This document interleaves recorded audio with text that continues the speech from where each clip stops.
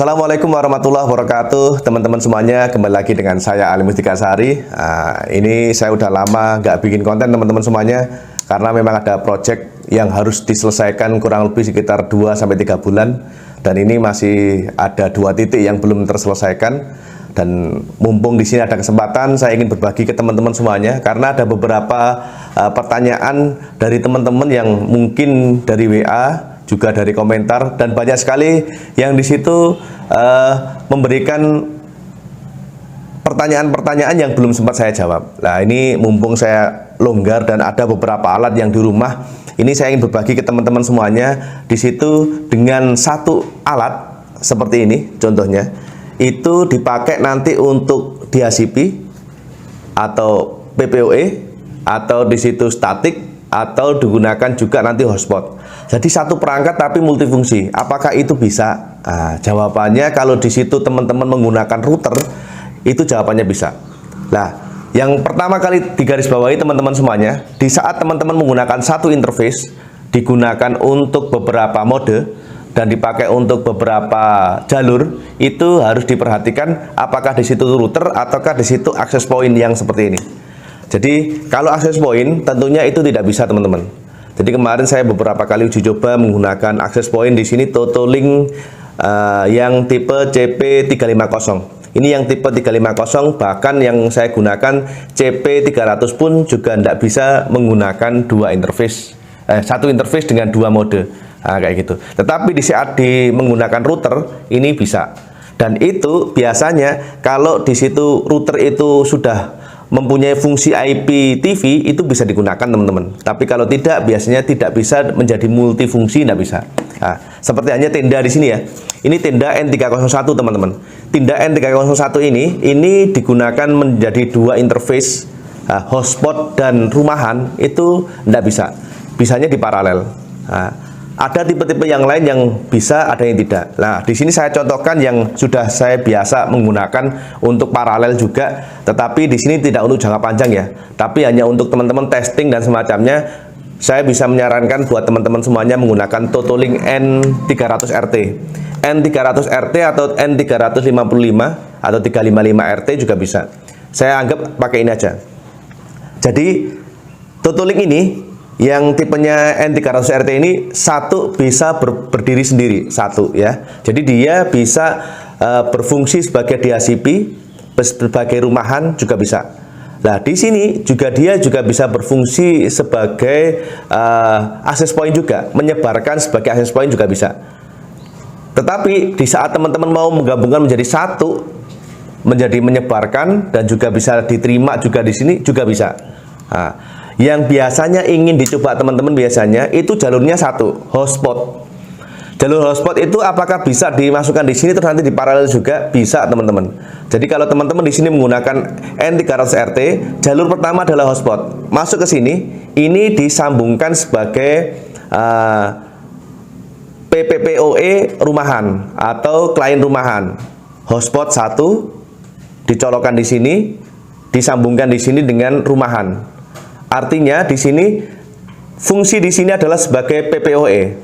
Tapi jalur yang lainnya teman-teman semuanya, di sini ada 4 port LAN, itu bisa dibagi-bagi. 1 untuk rumahan DHCP, 2 di sini juga bisa tanpa PPoE, itu menjadi jalur statik pun juga bisa.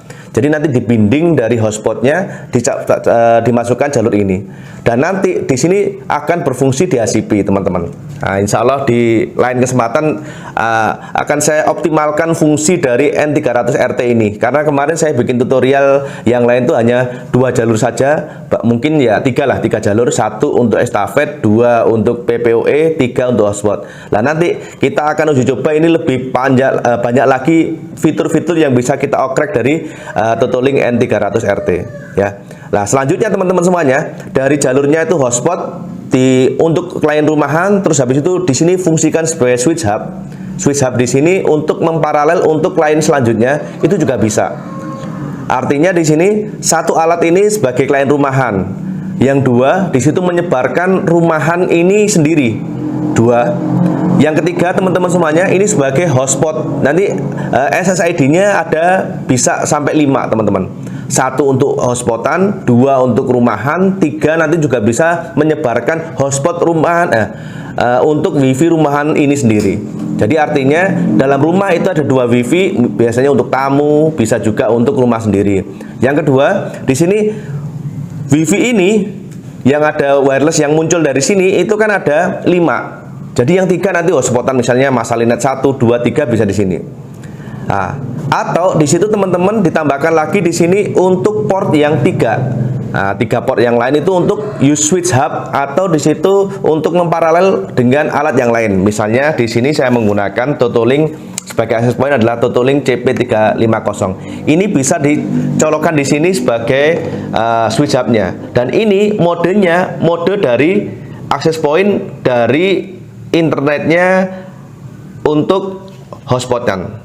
Nah, dan satu lagi nanti diparalel lagi ke klien yang lanjutnya. Jadi itu bisa menggunakan satu alat seperti ini.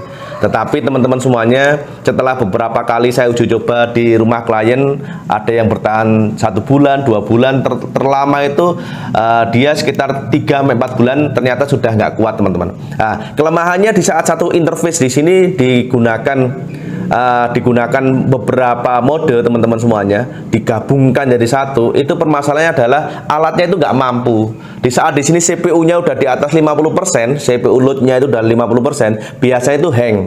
Atau biasanya teman-teman internetnya itu bengong, IP-nya kadang nggak detect. Jadi sering banyak trouble-nya. Tapi kalau hanya digunakan untuk uji coba atau mungkin hanya sekedar saja di sekali waktu atau di acara event tertentu, di situ menggunakan alat ini dipakai untuk banyak mode nggak masalah. Sekaligus di sini alat ini N300RT ini hanya bisa normalnya kurang lebih sekitar 10-20 alat yang bisa connect di sini. Nah, kalau ini ternyata dimanfaatkan lebih dari itu, biasanya juga bengong teman-teman semuanya, alias di situ IP-nya tidak mendapatkan dari sini atau di situ hanya koneksinya tidak stabil teman-teman. Nah, tergantung teman-teman semuanya nanti mau pilih yang mana.